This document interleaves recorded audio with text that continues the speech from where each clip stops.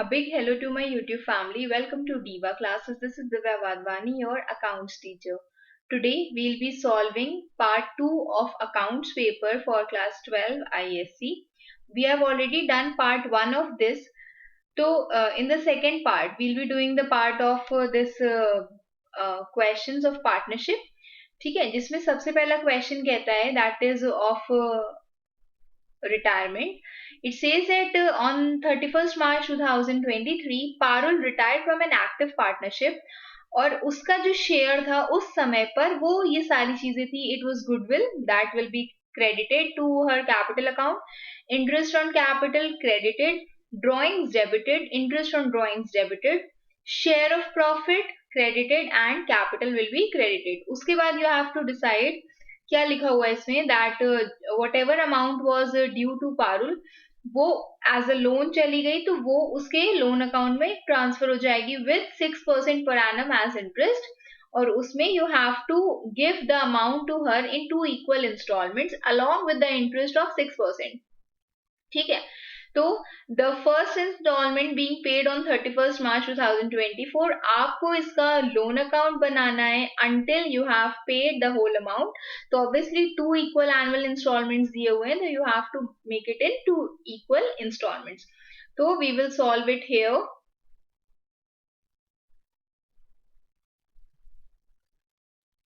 जिसमें सबसे पहले we will make the working notes of this. ठीक है, वर्किंग नोट जिसमें आप लोग ये डिसाइड करोगे कि what is the amount of capital जो इसका ये जो है ये पूरी calculation you have to show here.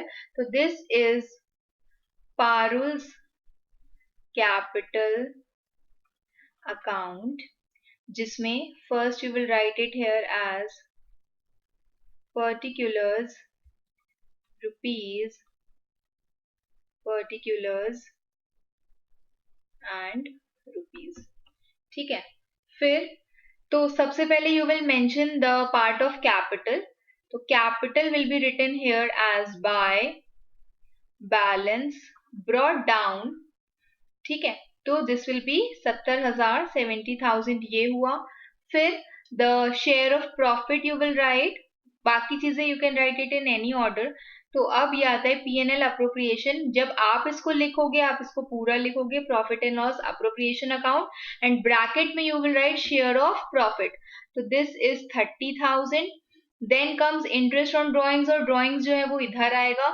Goodwill you will write. अब जस्ट बिकॉज की गुडविल आपको अगला पार्टनर जो है वो इसको अपना हिस्सा दे रहा है जर्नल एंट्रीज जैसे हम लोग करते हैं इसीलिए you will write it here as remaining partner.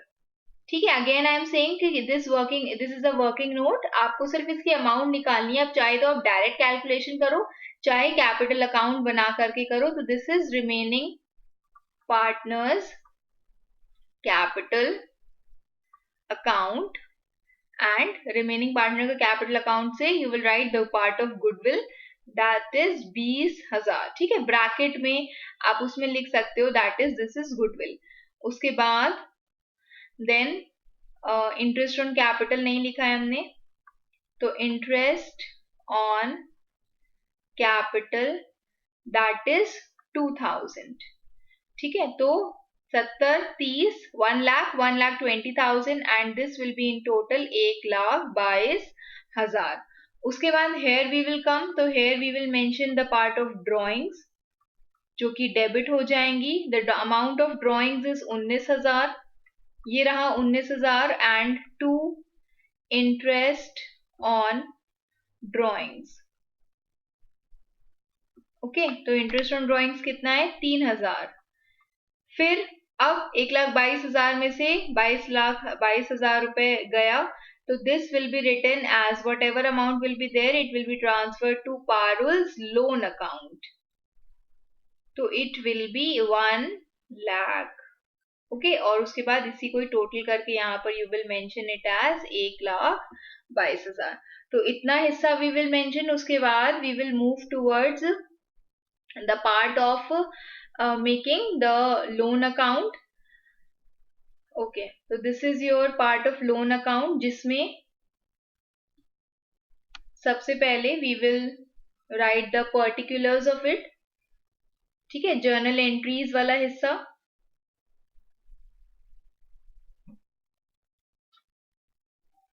Okay, तो एक कुछ है जो इसमें से कम है, एक एक लाइन रह गई है इसमें. I'll make it here.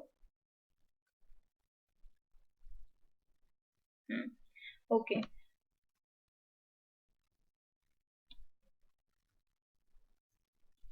So whenever you will mention it here as Parul's loan account. ठीक है, तो this will be your date, again particulars, then rupees, then date, particulars and rupees. then सबसे पहले हम लोग इसमें मेंशन करेंगे the part of date. ठीक है, तो जब से आपने इसको शुरू किया, इट इज 31 मार्च 2023, वहीं से ही आप इसको यहाँ पर ट्रांसफर करोगे योर अमाउंट. तो it will be written as 2023 March 31. ठीक है, and it will be written. कहां पर ट्रांसफर हुआ था ये, एक मिनट.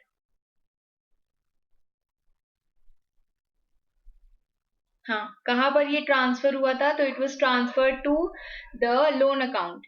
ठीक है, तो यहाँ पर हम लोग उसी को ही मेंशन करेंगे एज बाय. कहां से आया है ये, पारुल्स कैपिटल अकाउंट से. तो पारुल्स capital account, and you will mention here the amount that has to be transferred, that was 1 lakh. ठीक है, अब इसी को ही यहीं पर ही ट्रांसफर करके इसको क्लोज कर दोगे यहाँ पर.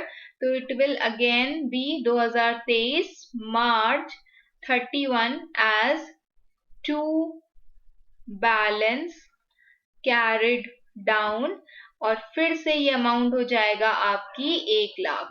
फिर इसको हमने यहीं पर ही एज 1 लाख करके इसको क्लोज कर दिया. Okay, after this here again it will be transferred. Then now यहाँ पर इट विल बी 2023 अप्रैल 1. फिर इसको लेकर के आओगे as by balance carry down. Now it will be brought down. तो ये रहा आपका 1 लाख. ठीक है, जस्ट अ मिनट, मुझे ऐसा लग रहा है बार बार स्क्रीन रुक जा रही है. ओके, तो 1 लाख ये. उसके बाद अब इसी साल क्या बोला गया है कि you have to give 6% of interest. ठीक है, तो यहीं पर ही you will mention it as 2024 March 31 को you have to mention 6% of interest ना. तो it will be written as by interest account, और यहाँ पर 1 लाख का 6% यू विल राइट. तो दिस इज 6,000. इसको टोटल करोगे 1,06,000.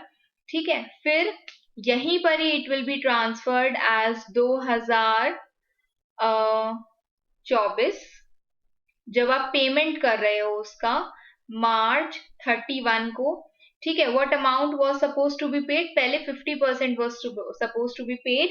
ठीक है, तो इसी का ही आप 50% जो अमाउंट है वो इसको पे कर दोगे, मतलब half of the amount in 2 equal instalments, और उसके बाद along with the interest 6% interest. तो पहले हमने निकाला जो सबसे पहले इंटरेस्ट बना था, that was whole of interest you will pay. तो it will be paid as to bank account. ठीक है, डेबिट कितना, द 50%, इसका 50% you will take 50,000 plus 6,000 of interest, ये गया. उसके बाद अब कितनी बची, अब बैलेंस बची है आपके पास ओनली 50,000 बैलेंस कैरिड डाउन. तो दैट इज 50,000. फिर यहां पर इसको टोटल किया, दैट इज 1,06,000 एंड 1,06,000. ओके, अब इसको थोड़ा सा और हम ऊंचा करेंगे so that it is visible to you all. Then उसके बाद यही जो अमाउंट है इसको इधर तरफ ट्रांसफर करेंगे. तो it will be written as same 2024 April 1, और उसके बाद it will be written as by balance brought down from where, here 50,000 ये वाले आ गए.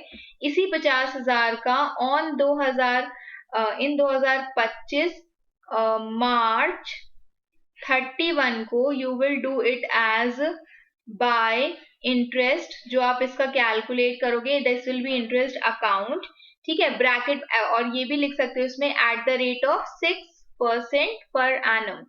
तो 50,000 का you will calculate it as 50,000 का 6%, इट विल बी 3,000, ठीक है। तो ये टोटल हुआ मेरा 53,000, it will come here and when you will पे दिस, तो ये आप अगले साल 2025 में मार्च 31 को सेविंग मार्च 31 को पे कर रहे हो, तो it will be written as to bank account how much 53,000, ठीक है। इक्वल इंस्टॉलमेंट मतलब half of the instalment plus interest आप पे कर रहे हो, उसके बाद व्हेन इट इज पेड और कुछ अमाउंट इज नॉट लेफ्ट, तो ये यहाँ पर क्लोज हो जाएगा एज 53,000।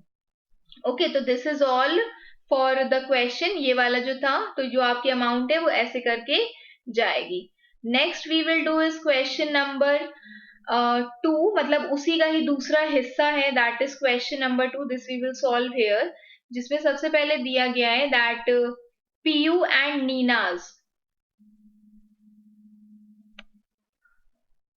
सब सही है। ओके, तो क्या दिया हुआ है यहीं पे हम लोग पढ़ लेते हैं, that Piyu and Neena are partners in a firm sharing profits and losses in the ratio of 3:1 respectively. Neena retires और उसका जो क्लेम था इन हर कैपिटल और एंटाइटलमेंट जितना भी था वो 60,000 था, बट ये जो अमाउंट डिटरमाइन हुई उसके बाद कुछ अनरिकॉर्डेड ऑफिस इक्विपमेंट भी रह गए थे, ठीक है, दैट वाज रुपीज 18,000।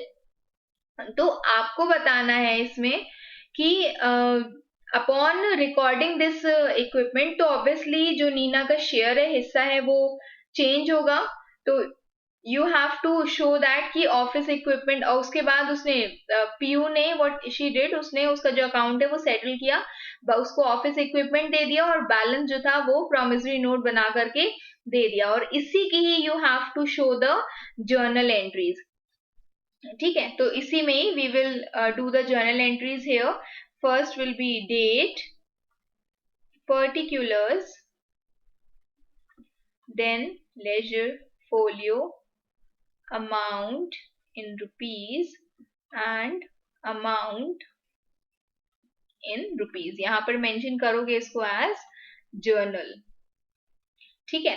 तो सबसे पहले what we will do is office equipment को हम लोग मेंशन करेंगे रिवैल्यूएशन अकाउंट में, तो revaluation account will be credited, तो first thing you will write is office equipment account debited to revaluation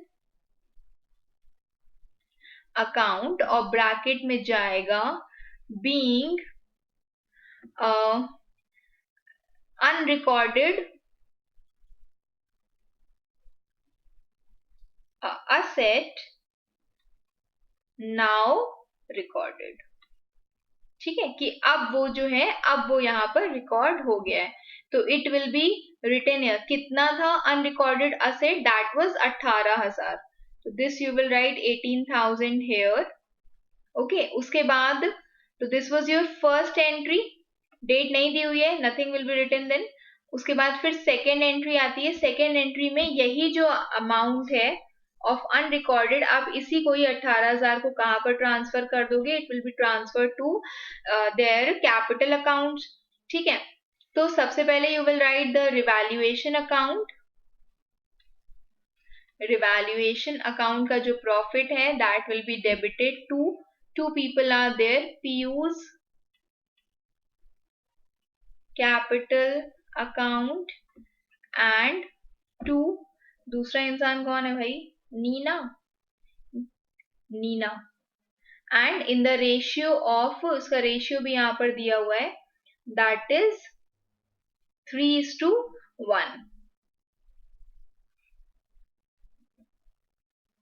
तो this will be written here as Neena's, capital account ठीक है, कितना is the ratio, that is 18,000. तो 18,000 in the ratio of 3:1, it will be 13500 and 4500. ठीक है, और इसी का ही you will write it as being profit of revaluation. एक और चीज था, you can write it as being transfer of revaluation profit. ठीक है, किस रेशियो में, in the ratio of 3:1. Okay, then we will move towards the third entry. Third entry के लिए I will take blue colour. Let me just draw little bit of line for this, क्योंकि ये वाली थोड़ी सी ज्यादा ही इंपॉर्टेंट एंट्री है.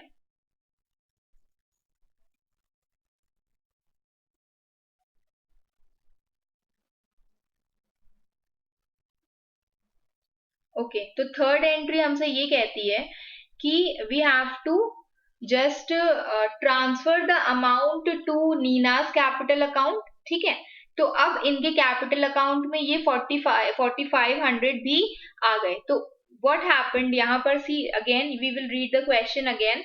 जहां पर क्या कहा गया है कि जब भी ये रिकॉर्डिंग हो गई ऑफिस इक्विपमेंट की, तो जो भी अमाउंट था दैट वाज ड्यू, पीयू ने उसको by giving office equipment and a promissory note, उसको वहां पर वो अमाउंट जो है वो ट्रांसफर कर दिया. ठीक है, तो whatever amount was transferred वो यहाँ पर लिखा जाएगा as Neena's capital account. Okay, तो this capital account is debited to, सबसे पहले उसने ऑफिस इक्विपमेंट लिया, ऑफिस इक्विपमेंट अकाउंट कितने रुपए का, 18,000 का. तो देखो, सब उसको देने थे 60,000. ठीक है, प्लस 4500 ये, तो दिस वाज 64,500 जो हमें उसको देना था. इसमें से हमने 18,000 रुपए माइनस किया एज ऑफिस इक्विपमेंट, तो बचा जो आंसर है दैट इज 46,500. ओके, ये ऑफिस इक्विपमेंट वाला पार्ट. उसके बाद तो ये मेरा टोटल रहा 64,500 and 2 promissory note will be written with the name of bills payable account as 46,500. And यहां पर जो उसकी जर्नल एंट्री होगी that will be being Neena's claim discharged. ठीक है, उसका जो क्लेम था ये डिस्चार्ज है, you can write it as settled, या फिर being amount due to Neena paid by office equipment and bills payable. तो being Neena's claim discharge via office equipment, या फिर थ्रू भी आप लिख सकते हो, through payment of office equipment and promissory note. ठीक है, so this is all for today. I hope you all have understood. कुछ नहीं समझ में आया, you can mention it in the comment box. Keep preparing for your exams. Best wishes. Thank you. Rest we will do in the next videos. Thank you.